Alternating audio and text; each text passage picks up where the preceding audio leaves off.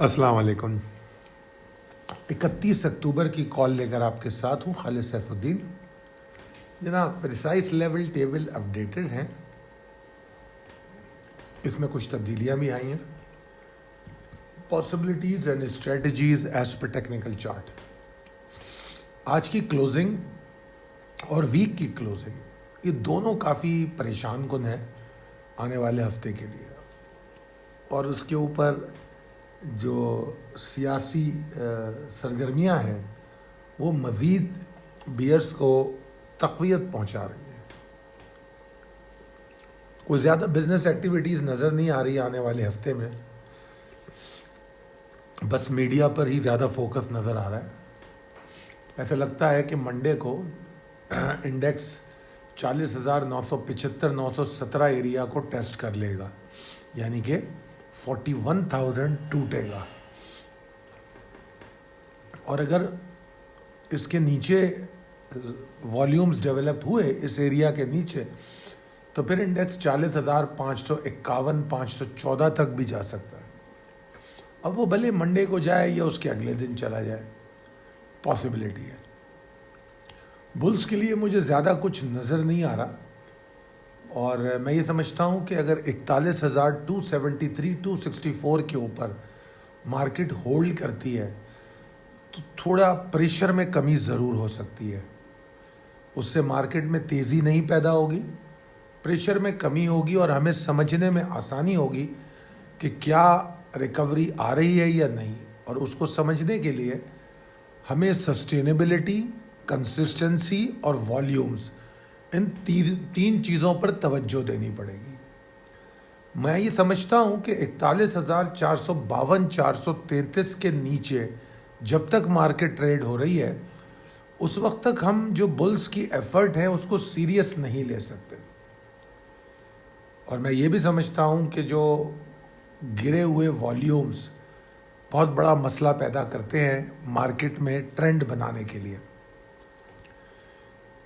Volume जब बहुत कम हो जाते हैं तो जो बबल बनता हुआ नज़र आने लगता है, मतलब बहुत आसान हो जाता है, स्प्रेड बड़ा हो जाता है, आसान हो जाता है कि उसको ऊपर नीचे किसी स्टॉक को या इंडेक्स को किया जा सके। मैनिपुलेटर के लिए आसान हो जाता है। और दूसरी अहम बात ये होती है कि जब तक वॉल्यूम फेयर नहीं आते, उस वक्त तक बुल्स हों या बियर्स वो एग्जॉस्ट नहीं होते।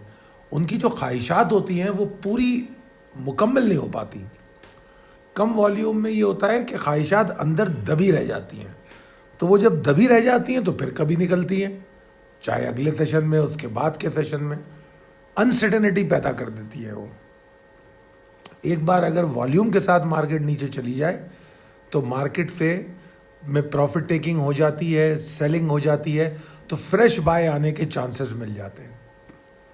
तो ये सेंटिमेंट एनालिसिस अगर आप लोग जानते हैं, समझते हैं, तो फिर आप इस बात को बेहतर तौर पे समझ सकेंगे।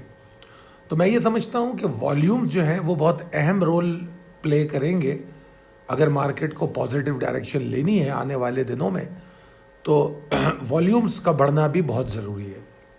तो ये तो थी जनाब possibilities and strategies as per technical chart. अब चलते हैं योर फीडबैक मैटर्स। अच्छा जनाब, सब में पहले जो कमेंट है ये जनाब है, हमारे दोस्त का नाम नहीं लिखा हुआ, ये बग़ैर नाम के क्यों है पता नहीं, बहरहाल इनका नाम नहीं आ रहा। तो इनका कमेंट ये है, अस्सलाम वालेकुम sir, hope you are doing well, अल्हम्दुलिल्लाह, very well analysis, full market completely describe. Sir please do let me know what do you think of MTL, up to what price it is going to fall, what is the best price range to buy it। अच्छा जी, ये सवाल है इनका MTL के ताल्लुक़ से, जो x हुआ है, और यकीनन इसने कोई बोनस या डिविडेंड कुछ दिया है। और आमतौर पे बोनस या डिविडेंड देने के बाद स्टॉक आमतौर पे बड़ी तेज़ी से गिरता है, और जिस वक्त वो गिरता है वो बेस्ट टाइम होता है कि उस पर नज़र रखी जाए। अभी आपके पास एक सपोर्ट है 650 रुपए की, 650 اگر توڑتا ہے تو 650 سے لے کر 635 کے بیچ میں کچھ بائنگ کرنی چاہیے. اور اگر کوئی, جس طرح میں انڈیکس پر بات کر رہا تھا, اگر ایسے کوئی برے حالات پیدا ہوتے ہیں مارکیٹ میں تو پھر مارکیٹ اس سے نیچے بھی مطلب یہ ایم ٹی ایل اس سے نیچے بھی 590 سے لے کر, یہ ایریا ہے 590 سے لے کر 581 تک کا, اس ایریا میں جا سکتا ہے.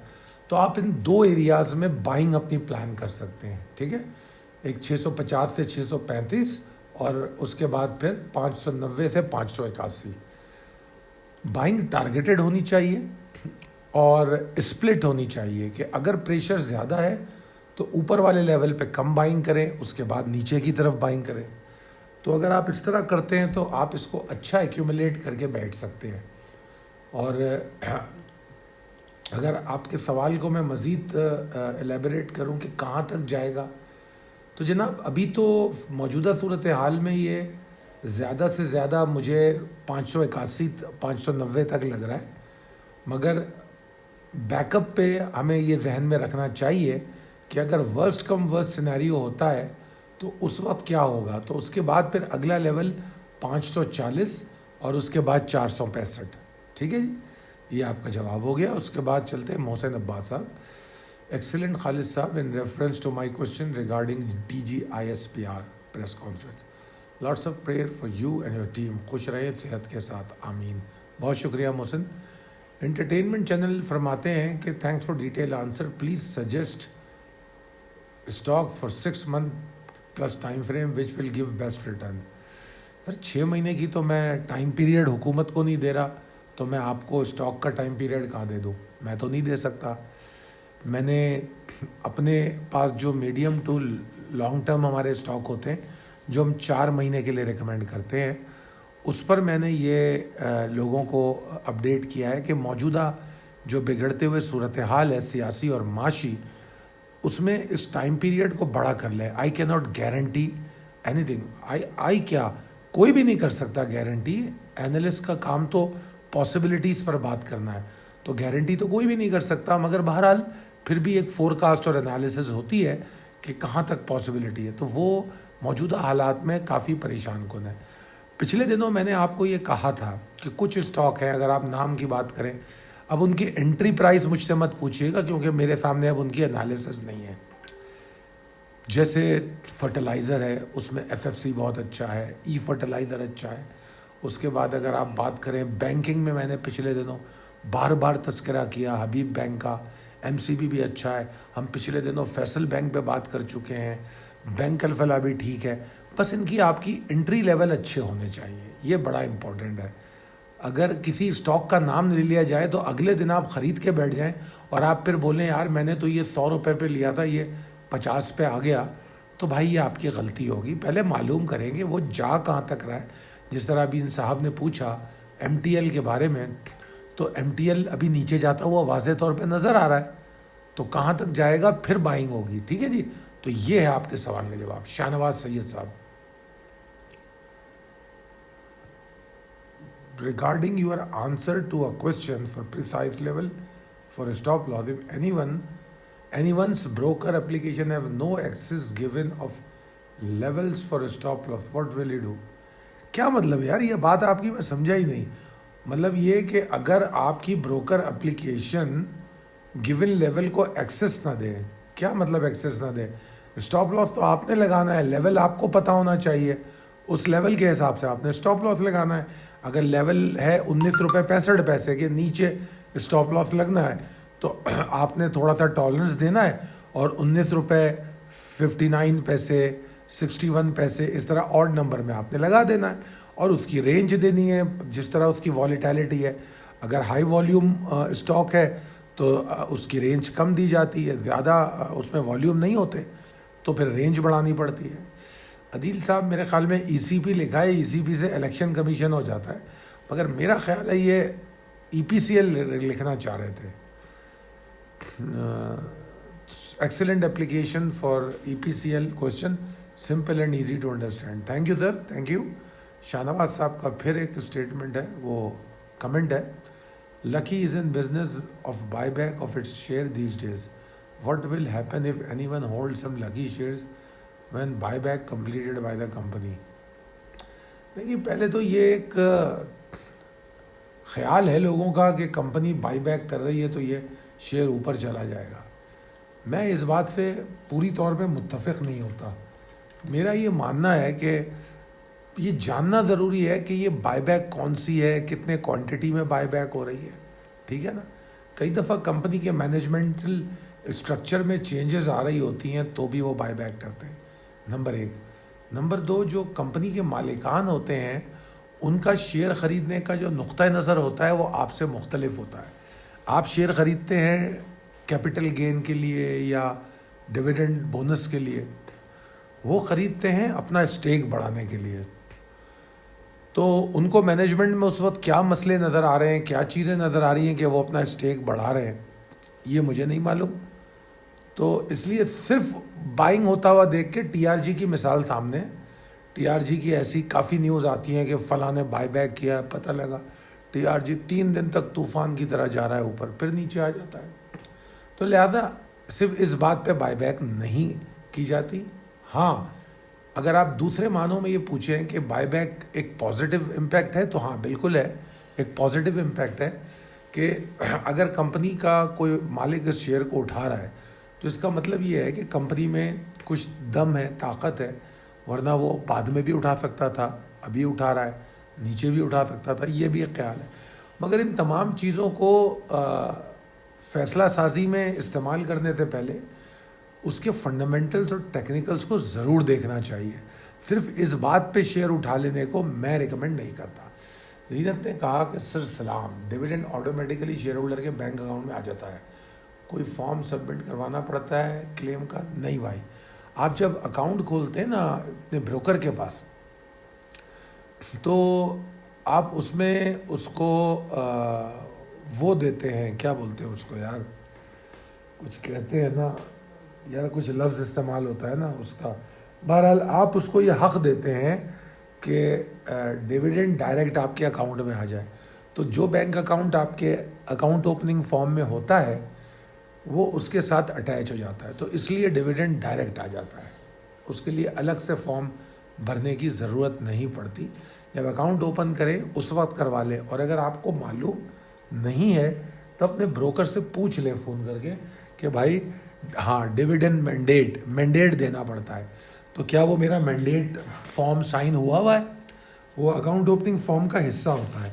अगर वो साइन हुआ हुआ है तो यकीनन जब वो डिविडेंड आएगा वो खुद ब खुद आपके अकाउंट में आ जाएगा. फैज़ रसूल साहब कहते हैं, एक्सीलेंट खालिद साहब, खुश रहें सेहत के साथ, आमीन सुम आमीन. बहुत शुक्रिया फैज़ साहब. फिर लाइट नाइट गेमिंग कहते हैं कि सर मैं नॉन फाइलर हूँ, क्वेश्चन मेरा ये है कि टैक्स मुझसे ऑटोमेटिकली कटेगा या और इनकम टैक्स किस तरह कटेगा? Please sir ji answer is needed. यार देखो, मैं टैक्स का एक्सपर्ट तो हूँ नहीं, मगर मैं एक मशवरा ज़रूर दूँगा. एक ये बड़ा गलत कॉन्सेप्ट है लोगों के जहन में कि टैक्स वो पे करेगा या टैक्स वो फाइल करेगा जो उस ब्रैकेट में आता है. ये कॉन्सेप्ट है पाकिस्तान में. दुनिया में ऐसा नहीं होता. वैसे तो क़ानून के एतबार से पाकिस्तान में भी ऐसा नहीं होता. इसीलिए आपको फाइलर और नॉन फाइलर का टर्म यूज़ की जाती है. टैक्स पेयर और नॉन टैक्स पेयर की टर्म यूज़ नहीं होती. तो सब में पहला मशवरा तो मेरा आपको ये है कि आप फाइलर बन जाएं. फाइलर बनने के लिए ज़रूरी नहीं है कि आप टैक्स दें. भाई देखिए ना, अगर आपकी आमदनी इतनी नहीं है तो गवर्नमेंट आपसे टैक्स थोड़ी लेगी. मगर फाइलर होने से गवर्नमेंट को ये पता लग जाएगा कि ये फ़लाने साहब हैं जिनकी आमदनी इतनी नहीं है, मगर बहरहाल ये हमारे नेटवर्क में मौजूद हैं. ठीक है ना. तो वो आपकी इज़्ज़त और हैसियत में इजाफ़ा करता है. आपको बहुत सारी जगहों पे उसका फ़ायदा मिलता है. अच्छा, अब आगे लिखा है कि अगर मैं नॉन फाइलर हूँ तो क्वेश्चन मेरा ये है कि मुझसे ऑटोमेटिकली कटेगा. भाई आप फाइलर हों या नॉन फाइलर हों, यहाँ पर तो टैक्स सबका कट जाएगा, उससे तो फ़र्क ही नहीं पड़ता. नॉन फाइलर होंगे तो आप टैक्स सर्टिफिकेट नहीं मांगेंगे, खामोशी से बैठे रहेंगे, वो ऐसे ही हवा में उड़ जाएगा, गवर्नमेंट के पास तो पैसा जाएगा वो.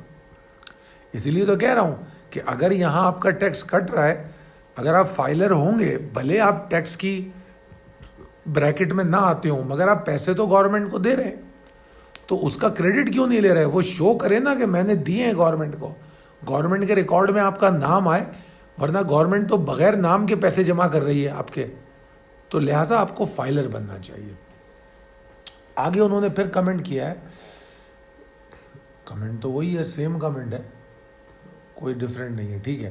اس کے بعد ارم احمد کا کمنٹ ہے، you have given a best example of Trump and Hitler, hopefully our janta can relate this to current scenario. Iram درست کہہ رہی ہو. بات پتہ ہے کیا ہے کہ ہم لوگ مطالعہ پاکستان تک محدود ہیں، اور پہلے ہی جو مطالعے کی شوق ہے وہ ہم لوگوں میں رہا نہیں. اور میں اپنے آپ کو ملا کے یہ بات کہوں گا کہ کتابیں پڑھنا جو ہے بہت ضروری ہوتا تھا. جب میں پاکستان سے باہر گیا تو ایک شہر ہے مونٹریال، اس میں زیادہ تر فرینچ رہتے ہیں، کینیڈا کا ایک شہر ہے. تو وہاں میں ٹرین اور بس میں نے دیکھا کہ جو بھی چڑھتا تھا، چڑھنے کے اگلے سیکنڈ چاہے وہ کھڑا ہو یا سیٹ پہ بیٹھ جائے، اس نے کتاب کھول لینی ہوتی تھی اور وہ کتاب پڑھنے لگتا تھا. اور جیسے ہی اترنا ہوتا تھا پھر وہ کتاب بند کرتے تھے، اپنے بیگ میں رکھتے تھے، اتر جاتے تھے. تو میں سوچتا تھا کہ یار ان کو ایسی کیا مصیبت پڑی ہوئی ہے، 5 منٹ کے لیے بس ٹرین میں بیٹھ رہے اور کتاب پڑھ رہے. تو پھر میں نے یہی چیز انگلینڈ میں بھی دیکھی، یو ایس میں بھی دیکھی. پھر یو ایس میں نے ایک دو ان کے بڑے اسٹورز ہیں، جیسے borders.com ہے، اور ایک کا نام مجھے ابھی یاد نہیں آ رہا، بہت مشہور چین ہے ان کی. تو اس کی کافی بھی بڑی اچھی ہوتی ہے، مشہور ہوتی ہے. تو وہاں پر میں نے دیکھا کہ بڑا رش ہوتا ہے نوجوانوں کا. تو وہ کیا تھا؟ وہ کچھ بھی نہیں ہے، ایک کافی شاپ ہے اور بیسیکلی ایک لائبریری ہے. اور وہاں پر آپ جاتے ہیں، کوئی کتاب لیتے ہیں اور کافی آرڈر کرتے ہیں اور پھر کتاب پڑھنے بیٹھ جاتے ہیں. تو انہوں نے ایک ایسا ماحول کریٹ کیا. تو کتابیں پڑھنے کا شوق جو ہے نا ہم لوگوں میں یہ کم ہوتا چلا گیا. میں اپنے اسکول کو بہت اس کا کریڈٹ دوں گا جو میری پرنسپل ہیں، کیونکہ میرے بچے بھی میرے ہی اسکول میں پڑھتے ہیں جہاں میں پڑھا ہوں. تو میں دیکھتا ہوں کہ اسکول کا نام بھی بتا دیتا ہوں آپ کو، ہیپی ہوم اسکول، شہید ملت روڈ پر ہے یہ. تو اس میں جو آج کل جو پرنسپل ہیں، یہ جو head of this school system ہے، مسز نظامی، وہ ہمارے زمانے میں تو خیر پرنسپل نہیں ہوتی تھی، ان کی والدہ پرنسپل تھی. تو وہ ان سے ایک دن میری بات ہو رہی تھی، تو انہوں نے مجھے یہ بات بتائی کہ دیکھو خالد، ہم نے اسکول میں ایک سسٹم شروع کیا ہے کہ جیسے ہی بچے کلاس روم میں آتے ہیں تو 15 منٹ کا ٹائم ہوتا ہے، اس میں کتابیں پڑھنی ہوتی ہیں. تو انہوں نے ہر کلاس میں ایک شیلف بنایا ہے اور اس شیلف پہ کتابیں رکھی ہوتی ہیں. اب وہ اس وقت جب میری ان سے بات ہوئی تھی، میرے بچے مونٹیسری میں تھے، مطلب مونٹیسری یا فرسٹ کلاس 2 کلاس، کوئی 2 میں تھا، کوئی 3 میں تھا. تو میں نے جا کے کلاس روم میں دیکھا کہ شیلف بنے ہوئے تھے، اس میں کتابیں رکھی ہوئی تھیں. اور پہلے اس کا میں نام بھول گیا ہوں، وہ اس ٹائم کو کچھ کہتے تھے وہ، کہ یہ جو بک ریڈنگ ٹائم تھا، تو اس میں وہ بچے کتابیں پڑھتے تھے. تو میں نے دیکھا کہ اس سے بچوں میں کتابیں پڑھنے کا شوق ڈیولپ ہوا. تو وہ لے کے وہ آگے چل رہی تھی. تو انہوں نے اس وقت یہ مجھے بتایا تھا کہ دیکھو میں ایسا کر رہی ہوں اور اٹ ول ہیلپ اے لاٹ، بچوں کو کتابیں پڑھنی چاہیے. پھر سلولی اینڈ گریجولی پھر میں آپ لوگوں کو ایک اور بات بتاؤں. خیر یہ آؤٹ آف دی کانٹیکسٹ ہم جا رہے ہیں، مگر ویکینڈ ہے، آپ لوگوں سے بات کرنے کو دل چاہ رہا ہے. میں آپ کو ایک بدقسمتی سے ایک بات بتاؤں کہ چونکہ ہم لوگ اتنا اس پہ توجہ نہیں دے رہے، تو فورن میڈیا نے اور جو کیونکہ ہمارے جو پڑھے لکھے اور جو تھنک ٹینکس ہیں وہ تو موجود ہی نہیں ہیں جو اس پہ توجہ دیں. تو ایسا ہوا کہ ان لوگوں نے ہماری اسٹوری بکس میں ایسے کردار ڈالنے شروع کر دیے کہ جو ریڈیلی اویلیبل اسٹوری بکس ہیں اس کے جو کردار ہیں وہ ہمارے معاشرے سے، ہمارے ریلیجن سے مطابقت نہیں رکھتے. تو مجھے پھر یاد آیا کہ میری جو بکس کے حوالے سے جو ڈسکشن تھی وہ میں ہمیشہ یاد کرتا ہوں کہ اس میں آپ کے پاس ایسی بکس بھی موجود ہیں جس میں کیا نام ہے، اگر آپ نوٹس کریں صحابہ کے قصے ہوتے ہیں، یا مجھے یاد ہے کہ میری والدہ جو ہے میرے بھتیجے کے لیے جب وہ پاکستان آتی تھیں تو یہ بکس لے کر جاتی تھیں. میرے بھتیجے جب چھوٹے تھے تو پاکستان سے یہ کتابیں لے کے جاتی تھیں لازمی طور پہ، تو وہ ان کو پڑھاتی رہتی تھی. تو اگر ہم بھی ایسی کتابیں پڑھنے کے عادی ہوں تو ہمیں پتہ چلے کہ ٹرمپ نے کیا کیا، ہٹلر نے کیا کیا. ہم نے تو کتابیں پڑھی نہیں. نمبر ایک، ابھی ہم نے پڑھا کچھ بھی نہیں تھا، ہمیں اٹھا کے ایک سمندر دے دیا ریسرچ کا. وہ کیا تھا؟ وہ انٹرنیٹ تھا. مطلب دنیا بھر کا ایک انفارمیشن کا سمندر. اب چونکہ سوچ محدود تھی تو میری کلکنگ تو کہاں ہوتی ہے، آپ سمجھ سکتے ہیں کہ Pakistan one of the top rated country جو کون سی ویب سائٹ دیکھتا ہے، جا کے آپ چیک کر لیں. تو اب وہ کلکنگ ہوتی ہے اس پہ جس میں میرا انٹرسٹ ہوتا ہے. تو ہم ریسرچ اور سوچ ہسٹری اور اس کی طرف گئے نہیں. تو لہذا ہمیں کیا پتہ کہ ہٹلر نے کیا کیا تھا، ٹرمپ نے کیا کیا.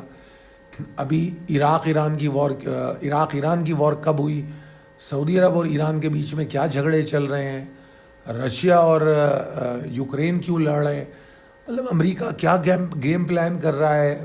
تو یہ تمام چیزیں ہمیں کچھ بھی نہیں پتہ. اگر ہمیں یہ پتہ لگیں تو ہم سیکھ سکیں. اور بدقسمتی دیکھیے کہ کئی لوگ جو ہوتے ہیں، جو لوگ ہسٹری کو پڑھتے ہیں، خاص طور پہ سیاستدان جو ہیں، ہمارے سیاستدان بھی ہسٹری کو ضرور پڑھتے ہیں.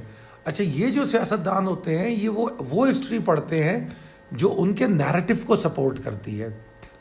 جس طرح آپ کو جب پتہ چلے گیا کہ جیل میں جب ذوالفقار علی بھٹو تھے تو وہ کیا کتابیں پڑھتے تھے، آصف علی زرداری جب جیل میں تھے تو وہ کون سی کتابیں پڑھتے تھے. ٹھیک ہے. جیسے اکبر ایس بابر نے بتایا تھا کہ عمران خان کون سی کتابیں پڑھتے تھے. ٹھیک ہے. نواز شریف صاحب کے بارے میں کبھی نہیں سنا کہ یہ کچھ پڑھتے تھے. تو میرا تو خیال ہے یہ کچھ پڑھتے نہیں تھے، یہ سنتے تھے یا بولتے تھے. تو بہرحال بہت سارے لوگوں کے بارے میں پھر آپ کو یہ خبر ملے گی کہ فلاں آدمی اس کو پڑھتا تھا. پھر آپ ریزمبلنس دیکھ سکتے ہو اس کے عمل میں، اس کے کردار میں وہ چیزیں نظر آئیں گی. جو میں نے ٹرمپ اور ہٹلر کی مثال دی تھی، آپ لوگوں کی معلومات کے لیے بتاتا ہوں. عمران خان نے 2018 میں وزارت عظمیٰ کا حلف لیا. ٹھیک ہے. 2015 میں ایک بہت زبردست ہمارے لکھاری ہیں اور فزکس کے پروفیسر ہیں، پروفیسر پرویز ہود بھائی. 2015 میں انہوں نے ایک آرٹیکل لکھا تھا، اگر آپ لوگ کہیں گے تو آپ لوگوں کو بھیجوں گا. وہ 2015 میں انہوں نے لکھا تھا اور اس میں انہوں نے لکھا تھا کہ عمران خان جو ہے وہ پاکستانی ٹرمپ ہے. جب میں نے وہ آرٹیکل پڑھا میرا دماغ اڑ گیا. میں نے کہا یار یہ کیا کہہ رہے ہیں یہ، کیونکہ ٹرمپ ایک ایسا بندہ تھا جو جھوٹ کا بنا ہوا تھا، جو تمام 2 نمبریوں میں ہوتا تھا. تو میں نے کہا یار یہ ٹرمپ کو کہاں ملا رہے ہیں عمران خان سے. میں بڑا حیران ہوا. میں نے اپنے دوستوں کے ساتھ اس آرٹیکل کو بہت شیئر کیا. پھر میں پرویز ہود بھائی کا بہت بڑا فین ہوں، کیونکہ وہ جو باتیں کرتے، ساری باتیں ہضم نہیں ہو تو اس کو چھوڑ دیں، مگر ہر پڑھے لکھے آدمی سے کچھ نہ کچھ کام کی بات مل جاتی ہے. خیر بہرحال وہ آرٹیکل میں نے پڑھا اور اس کے بعد اس کو لفظ بہ لفظ میں پڑھتا گیا اور وہ آرٹیکل میں نے سیو کر کے رکھ لیا. اس کے بعد میں آپ کو بتاؤں یہ 2022 چل رہا ہے، 7 سال ہو گئے. 7 سال میں 100 دفعہ میں نے اپنے دوستوں کو، اپنے جاننے والوں کو، اپنے سوشل میڈیا کو میں نے وہ شیئر کیا کئی دفعہ. کیونکہ وہ ایک جو سوچ تھی نا اس آدمی کی، 2015 میں اس نے یہ بات کہی تھی اور وہ 2018 میں وزیر اعظم بنتا ہے. پھر 2020 تک کا جو اس کا پی ایم شپ تھی اس میں وہ کیا کرتا رہا. پھر اس کے بعد میں نے آپ کو جو یہاں ٹرمپ اور ہٹلر کی مثال دی، جو رشیا نے ٹرمپ کے لیے جو پروپیگنڈا مہم چلائی، ایگزیکٹلی وہی کاپی پیسٹ ہوئی یہ جو آپ کا جو سوشل میڈیا عمران خان نے رن کیا. تو اگر ان چیزوں کو پڑھا ہوا ہو تو ہمیں سمجھ میں آئے گا کہ واٹ از گوئنگ آن، تو ہم سمجھ سکیں گے. پھر میں آپ کو ایک اور مزیدار بات بتاؤں. پرویز ہود بھائی نے اس کے بعد اس آرٹیکل کا دوسرا حصہ لکھا. وہ میرے خیال میں انہوں نے لکھا ہے 2019 یا 20 میں، 19 میں شاید. 2015 میں پہلا حصہ لکھا اور پھر انہوں نے دوبارہ اس آرٹیکل کا دوسرا حصہ لکھا, کنٹینیو کیا, اور وہ انہوں نے پھر 2019 میں لکھا ہے شاید. اگر آپ لوگوں کا انٹرسٹ ہوگا تو وہ ڈان پہ کی ویب سائٹ پہ آپ کو مل جائے گا. پرویز ہود بھائی کے نام سے لکھ دیں, آپ صرف لکھ دیں پاکستانی ٹرمپ بائی پرویز ہود بھائی, آپ کو وہ آرٹیکل مل جائے گا. ڈان میں انہوں نے لکھا تھا. تو بہرحال ایسی بڑی اگزامپل ہے. بہرحال بہت لمبی بات ہو گئی. Thank you all. Last slide میں آپ لوگوں کو آپ ہماری نمبر ملیں گے کانٹیکٹ کے, تو رابطہ کیجیے اگر آپ ہماری سروس چاہتے ہیں, روزانہ ہماری کالز دیکھنا چاہتے ہیں. بہت شکریہ. اللہ حافظ.